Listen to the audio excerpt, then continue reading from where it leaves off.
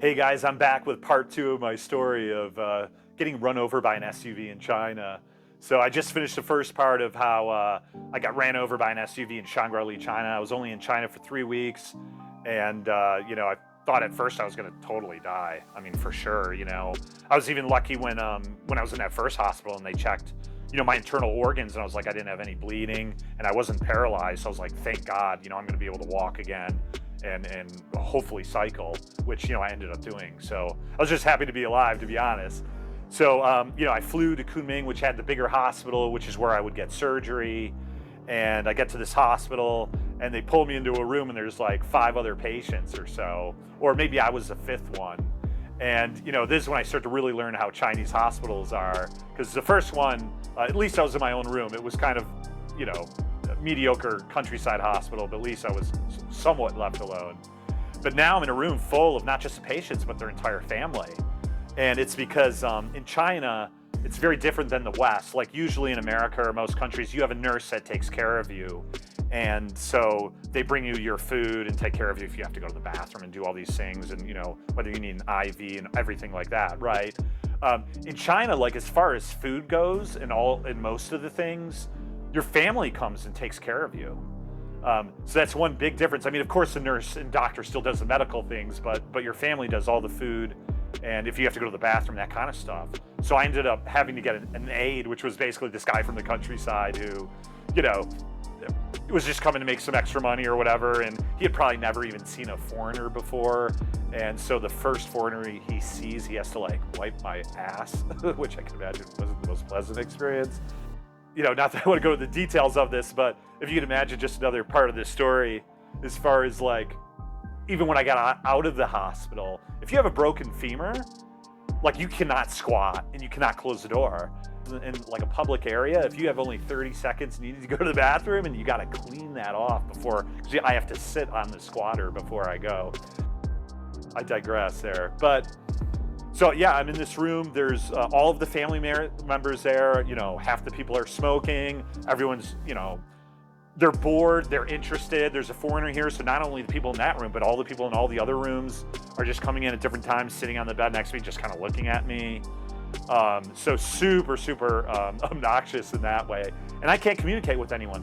No one in the hospital knew English, except there was a Chinese woman who's an English teacher who's about 25 years old, who could come and occasionally help. And then there was a girl who actually at this time in Kunming in 2006 was a huge story. There was a guy who apparently was a government worker, but the story kind of changed afterwards, who was drunk at lunchtime from drinking a bunch of baijiu, like white wine basically, and plowed into a bus stand and killed like 10 people or more and injured like 30 people. So there was like, a couple dozen people in that hospital because of that huge accident. And yeah, that was a weird story too, because like that girl, later they were asking people about what happened. And then when it was on the news, it looked like a different person than who was in the accident. So it looks like they may have changed the people. And so it was really pretty sketchy how that went down. And they even went at one point, I heard around that time or when I got out, like the police or government people went to her room and accused her of playing mahjong and gambling, and like they would arrest her or do something like that. And she was crying and upset. And it was definitely at that point, like I knew that like China definitely has a lot of corruption and stuff like that to, try to cover up this accident, intimidate witnesses and whatever else, So anyway, that's a separate story. I could even maybe put a link below to that story. I think it's still online somewhere. And so, I had to wait about a week for the surgery to happen because they had to get the money from the driver who hit me. And maybe they didn't want like my bone to come together or whatever. So they want my leg to be kind of separated. So what the guy did was he took like a long nail, basically like a long, huge pin, and he took a mallet and just hit it through my leg. And then they put that up, kind of like a pulley, like over down to like a weight to kind of pull my leg a little bit, not all the way. And, I'm in that crowded room with all those people, and it's like a Tom and Jerry cartoon. You got like, someone walks over, they knock that off, and then my leg shoots straight up into the air, and, I'm like yelling, they're trying to get that on there. So just complete chaos and stuff. And then I had the surgery, which was horrendous. I made the idea, as I say in the other video, how like, oh, I'm like, this is standard procedure. They do the same thing on every country. It's a broken femur. I'm sure it happens all the time. But they told me later that it was a big deal because like white people, black people, and Asian people have different bone structures, which actually, if I think about that, I think that kind of makes sense from what I've heard. And so you can see in my x-ray, like the pin is too thin, and they should have had a bigger pin, which I didn't have. And so my bone didn't come together that well. And so they woke me up during surgery to make sure I could like feel my feet and my lower leg. And obviously just screaming. I mean, you're in the middle of surgery and, freaking out. So anyway, I got out of the second part, that's when it was done or whatever. Of course I had to sign a lot of forms, by the way, before I did this, although I wasn't too afraid for my life, maybe I should have been.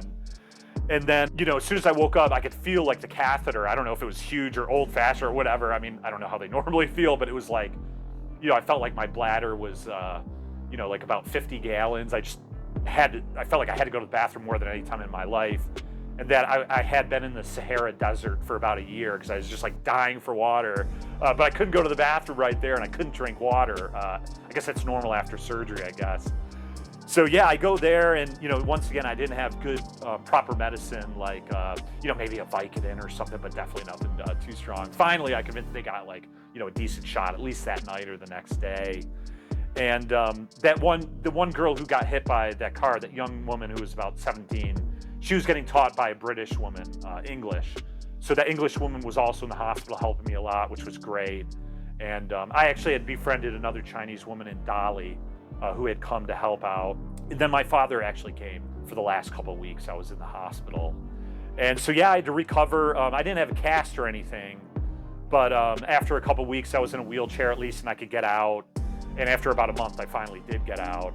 And so I had this aide mostly taking care of me. Like I mentioned, this guy from the countryside who just, probably obviously didn't know English, had never taken care of anyone before.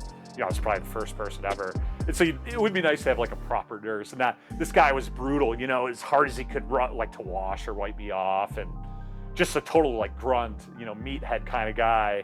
And not the brightest either, and super stubborn. I mean, even when I was in a wheelchair, I'd ask, my Chinese friend or whoever was translating was like, oh, he wants to like, let's say go to KFC or go to a Western place for food. And he was like, no, they had to argue with him. Like, he just wouldn't listen. And just like one of those type of people who's just, like a donkey, like they're just not going to listen to you or whatever. The first couple days he made like this bone soup. It was kind of like, pork ribs, and it was good. It was fine. Like, I guess this bone soup's good to heal for, this kind of thing. But it was like sitting in the window for like 3 days. And I was kind of like, we got to change this up. I'm sure this is good for whatever, but I can't eat that all the time. And so, it was difficult kind of getting the food and things I wanted. Not that I was looking at anything perfect. And I mean, he'd do odd things like, I'd finish food and he'd take it out of the trash. I mean, one time I like threw away, some things I didn't eat, and he pulled it out of the trash the next day. And I was like, no, dude, I definitely don't want that. I had like cola or something. I, didn't finish the whole thing from the day before. And I pointed that I wanted juice, and he poured the orange juice into the cola. And I don't like hot water, for instance, and he didn't get that idea. Like everything in China, even if it's hot out, they always give you hot water. And I was like, no, the other one. I kept trying to point. There's no way he could get it, so I just had to wait until it cooled down. I never drank hot water. I don't care if it's frozen. I don't care if it's snowing, And then if I pointed at something, let's say I want my toothbrush, or let's say I point at a piece of chocolate, whatever, you could be sure he would grab every single thing in the room except for what I wanted. Like, it was just like, I guess you've heard of Chinese water torture. Maybe this is another kind of like I spy with my little eye torture, where like they just take as much time until they can actually find what you need. So yeah, I'm in that room. Luckily, after the surgery, I got moved into a different room where there was just one guy. So I wasn't with all those family members and all those people, because all the time, people are just bored all day in a hospital. And so I went into this room with this other guy, so at least he didn't have a lot of family members there, maybe just his wife or a couple people at times. And he couldn't bother me or anything. He's stuck in his bed. He actually was working on his car and got his hand stuck in like the engine or something like this, so his hand was all mangled. So they put his hand inside his stomach, which I guess is some kind of medical way of trying to heal this kind of thing. And so he wasn't annoying, but all night the guy's like, moaning and making noises all the time because he was in so much pain. I really felt bad for him. It seemed like he was in pretty rough shape. One other funny thing about people in the hospital is that if you know in the States, like if you broke an arm, you would go there, get it reset, get a cast, and you'd be out in 2 hours. Or you might stay the night, but it's not like you would stay there for weeks, you know? I mean, of course, it's one reason is because it's too expensive, but the other reason is you can go home. Honest to God, like the guy sitting next to me, he didn't have a broken leg or anything, sir. He broke his arm. I think he was a police officer, actually, a young guy, like at 25 years old. And he was there for like 6 weeks. He broke his arm, and so he just stayed there until he totally recovered. So he just laid in bed, you know, people brought him food and stuff, and he, you know, got up, went to the bathroom, came back, laid, you know, sat down, and he was just gonna stay there for 6 weeks. So I guess what people will do to get out of work, I don't know, but I definitely wouldn't want to stay in a hospital longer than I needed to be. So yeah, after about a month there, I was finally able to go, and that British woman helped me out. I was able to stay at her place, you know, for a week or two until I found a place and got a job. She helped me get a job at a training school. And that's how my journey in China began, basically. I went from, you know, 3 weeks cycling to a month in a hospital, and then I was a teacher for the next year and a half in Kunming, because it took me a year to recover. As you can see from that x-ray, I mean, my leg was definitely not good. You know, I was limping the whole year with like a cane.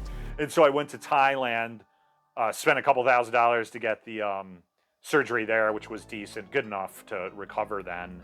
And then that lawsuit took another few months. So it took a year and a half for me to recover and get about like $7,000, maybe 40,000 renminbi from the lawyer and from that lawsuit and stuff. So, because even by Chinese standards, I'm like the lowest level of disability. Like for instance, today it's a cool day in Chengdu, like my leg hurts, you know, it's like definitely not good. And I'm sure in 20, 30 years, I'm definitely gonna have a cane and definitely not be in great shape.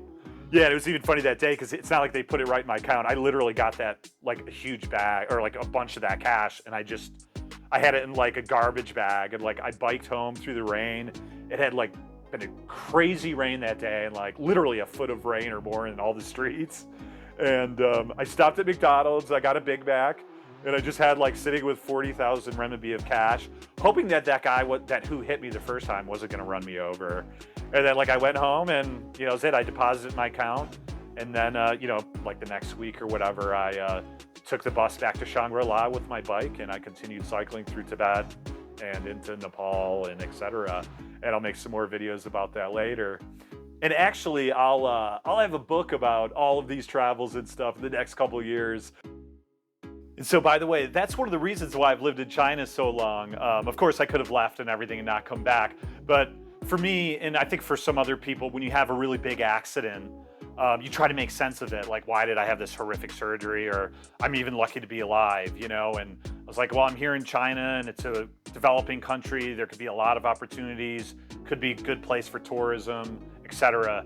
And so, yeah, that's why I've been here so long. And, you know, I don't have any regrets, but it'll be good to move on to soon. So anyway, I'll probably try to do a couple more videos on my time in Kunming and China in general. It was about a year after that accident, I got jumped by a Chinese gang in Kunming. I was walking out of a bar late at night, and I got a taser and attacked by a gang of people. So maybe I'll do that video next. So anyway, like and subscribe, and I'll see you guys next time. Cheers.